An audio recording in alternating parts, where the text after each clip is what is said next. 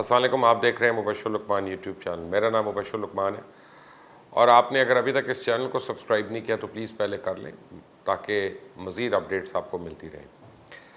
پاکستان کے وزیر خارجہ شاہ محمود قریشی نے ایک اہم انکشاف کیا ہے کہ پاکستان کو معلوم ہو گیا کہ افغانستان میں کچھ امن مخالف قوتیں بدامنی پیدا کرنے کا کردار ادا کرنے کے لیے پھر سے متحرک ہو گئی ہیں۔ اب یہ جو بدامنی والی بات ہے یہ اس وجہ سے اہم ہے کہ اگر آپ افغانستان کا نقشہ دیکھیں تو اس میں وادی پنج شیر کے علاوہ تمام افغانستان عملاً طالبان کے کنٹرول میں ہے۔ اب سوچنے والی بات ہے کہ موجودہ حالات میں بھی اگر افغان نائب صدر امراللہ صالح اور احمد شاہ مسعود کے بیٹے احمد مسعود طالبان کے مخالف گڑھ وادی پنج شیر میں جمع ہے تو کوئی نہ کوئی تو ہے جو ان کو مدد بھی دے رہا ہے، حلہ شیری کر رہا ہے۔ کہا یہ بھی جا رہا ہے کہ ڈٹے رہو، ہم تمہارے ساتھ ہیں، اور یوں سپوائلر کا کردار ادا ہو رہا ہے۔ احمد مسعود نے ایک فرینچ میگزین کو بتایا کہ اپنے والد کی طرح جدوجہد آزادی کو منظم کرنا چاہتے ہیں۔ انہوں نے کہا کہ میرے ساتھی اور میں ان تمام افغانوں کے ساتھ اپنا خون دوں گا۔ ساتھ ہی انہوں نے مطالبہ کیا دنیا ان کے گڑھ پنج شیر میں ان کا ساتھ دے۔ شاہ محمود قریشی نے جو سپوائلر والی بات کی، میرا اندازہ ہے وہ یہ صرف بیان نہیں ہے بلکہ انہوں نے واضح اشارہ دیا ہے کہ کچھ طاقتیں طالبان کے خلاف متحرک ہو چکی ہیں۔ ان کے طالبان مخالف تاجک جنگجو سردار احمد شاہ مسعود کے چھوٹے بھائی چند روز پہلے اسلام آباد میں موجود تھے۔ اس حوالے سے محسوس ہوتا ہے کہ کوشش کی گئی ہے کہ کوئی سیاسی حل نکالا جائے، پر اب لگتا ہے معاملات الٹ چل پڑے، کیونکہ اس خدشے کا اظہار پاکستان ہی نہیں کر رہا بلکہ روسی وزیر خارجہ سرجی لاوروف بھی کر رہے ہیں کہ افغان صوبہ پنجشیر میں طالبان کے خلاف مزاحمت شروع ہو رہی ہے، جس کی قیادت افغان نائب صدر امراللہ صالح اور معروف طالبان مخالف جنگجو احمد شاہ مسعود کے بیٹے احمد مسعود کر رہے ہیں۔ حالیہ دنوں میں ایک تصویر بھی وائرل ہوئی ہے جس میں امراللہ صالح اور احمد مسعود ساتھ موجود ہے، مبینہ طور پہ طالبان کے خلاف گوریلا تحریک کو منظم کرنے کی کوشش کر رہے ہیں۔ افغانستان کے سابق آرمی چیف جنرل ہیبت اللہ علیزئی کے بارے میں بھی اطلاعات ہے کہ وہ بھی وادی پنج شیر چلے گئے۔ دوسرا، احمد مسعود نے طالبان کے خلاف مزاحمت کے لیے امریکہ سے مدد مانگ لی اور ہتھیاروں کی فراہمی کا مطالبہ کیا۔ اب اس حوالے سے مجھے جو لگتا ہے کہ امریکہ اس معاملے سے ذرا دور رہے گا، پر اپنے ایک اہم اتحادی کو کھلی چھٹی دے گا کہ وہ جو چاہے کرے۔ یہ ملک اس پورے خطے میں سپوائلر کا کردار پہلے بھی ادا کرتا رہا ہے، اس کا نام ہے بھارت۔ اس وقت بھارت دنیا میں واحد ایسا ملک ہے جو چاہتا ہے کہ کسی صورت افغانستان میں امن نہ ہو، اور یوں یہ خانہ جنگی کا بہانہ بنا کے افغان سرزمین کو پاکستان کے خلاف استعمال کرتا رہے۔ ساتھ ہی بھارت کو یہ بالکل ہضم نہیں ہوئی بات کہ جو طالبان کے ترجمان سہیل شاہین نے کہا کہ افغانستان میں تحریک طالبان پاکستان کی کوئی جگہ نہیں اور ان کی سرزمین کسی بھی ملک کے خلاف استعمال نہیں ہوگی، کیونکہ یہ تو بھارت کسی صورت نہیں چاہتا نا کہ پاکستان کا بلوچستان، قبائلی علاقے اور KPK میں افغانستان سے دراندازی نہ ہو۔ اگر افغانستان سے ان علاقوں میں سورش برپا رہتی ہے تو پھر عالمی طاقتوں کا CPEC کو سبوتاژ کرنے والا ایجنڈا بھی آگے بڑھتا رہے گا۔ میرے حساب سے ابھی بھی ممکن ہے کہ افغانستان میں موجودہ وار لارڈز بھارت کی مالی سپورٹ سے طالبان کے خلاف خوفناک محاذ کھول سکتے ہیں۔ میں پہلے بھی یہ بات کر چکا ہوں، پر پھر آپ کو یاد کرا دیتا ہوں کہ ماضی میں بھارت نے افغانستان میں 3 وار لارڈز کی پاکستان کے خلاف باقاعدہ خدمات حاصل کی تھیں۔ بھارت دوبارہ ایسے کر سکتا ہے۔ تاریخ کا سبق تو ہم کو بتاتا ہے کہ افغانستان پہ قبضہ کرنا آسان ہوتا ہے، اصل مرحلہ کچھ عرصے بعد شروع ہوتا ہے، جیسا کہ رشیا اور امریکہ کے ساتھ ہوا۔ اس بار بھی بظاہر طالبان کو کوئی مزاحمت نہیں ہوئی اور بآسانی انہوں نے افغانستان پہ قبضہ کر لیا۔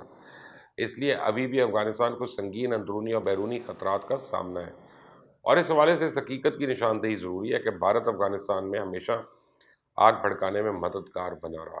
دوسرا، آپ دیکھیں کہ اب نام نہاد شدت پسند تنظیم دولت اسلامیہ بھی یکدم سامنے آ گئی اور کہتی ہے کہ طالبان نے افغانستان میں کوئی فتح حاصل نہیں کی بلکہ امریکہ نے ملک ان کے حوالے کر دیا، یعنی افغان عوام میں طالبان کو ان کی مقبولیت کو کم کرنے کی ایک سازش رچائی جا رہی ہے۔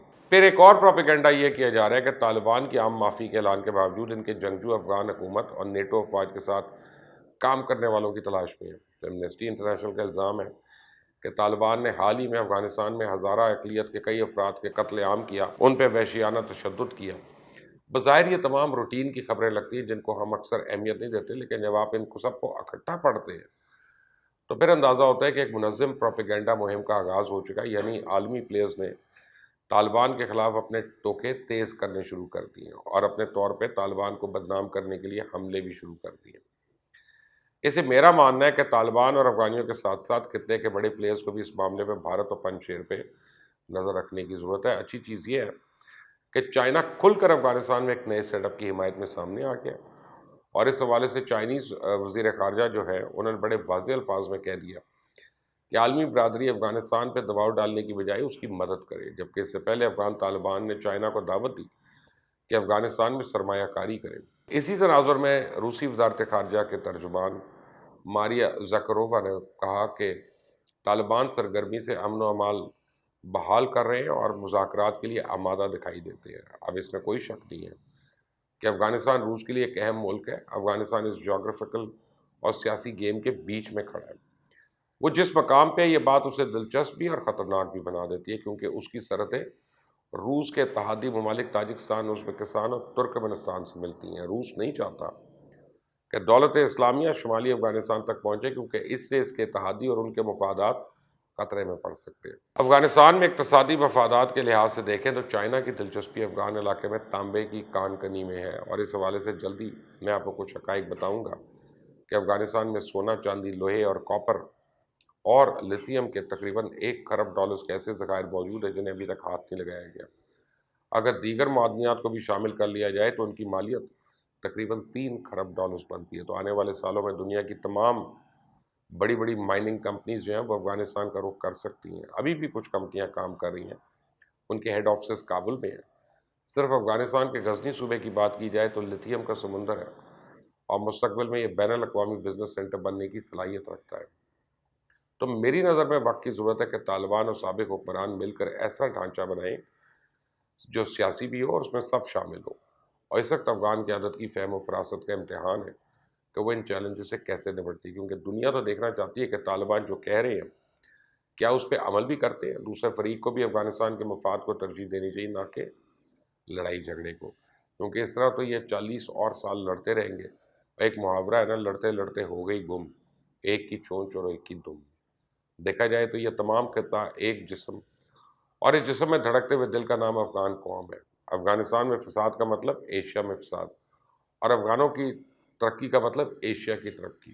اسے پرامن افغانستان کے خواب کو حقیقت بنا کر ہی پورے خطے کو امن اور خوشحالی کا گہوارہ بھی بنایا جا سکتا ہے۔ امید ہے افغانستان میں خانہ جنگی کے بجائے مضبوط حکومت، انسانی اقدار کا فروغ اور فلاحی معاشی نظام کا قیام پاکستان سمیت تمام سٹیک ہولڈرز کی اولین ترجیح ہوگی، اور ایسا نہ ہوا تو بہت بڑی بدقسمتی ہوگی، نہ صرف افغانوں کے لیے بلکہ پورے خطے کے لیے۔ یاد رکھنے کی یہ بھی چیز ہے کہ امریکہ نے عراق اور شام سے انخلا کے بعد وہاں فوج اور مجاہدین کو آپس میں لڑوا کے لاکھوں لوگ مروا دیے اور ان ملکوں کی معیشت تباہ کر کے رکھ دی، اور افغانستان کے حوالے سے بھی امریکہ کی عراق اور شام والی خانہ جنگی کی پالیسی تھی، لیکن افغانی فوجی اور طالبان نے مل کر جس طرح جنگ کیے بغیر سب کے عزائم پہ ان کے ڈالر پرست پارٹنرز کو جڑ سے ختم کیا، اس کی داد دینی پڑے گی۔ یوں کئی عالمی قوتوں کی حسرتوں میں پانی پھر گیا، پر اصل امتحان یہ ہے کہ یہ اب بھی اس پر قائم رہیں۔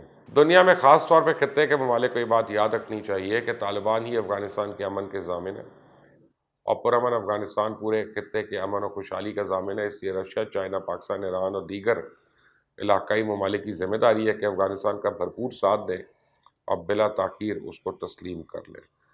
اس چینل کو سبسکرائب کریے گا، بیل آئیکن کو پریس کریے گا۔ انٹل نیکسٹ ٹائم، اللہ حافظ۔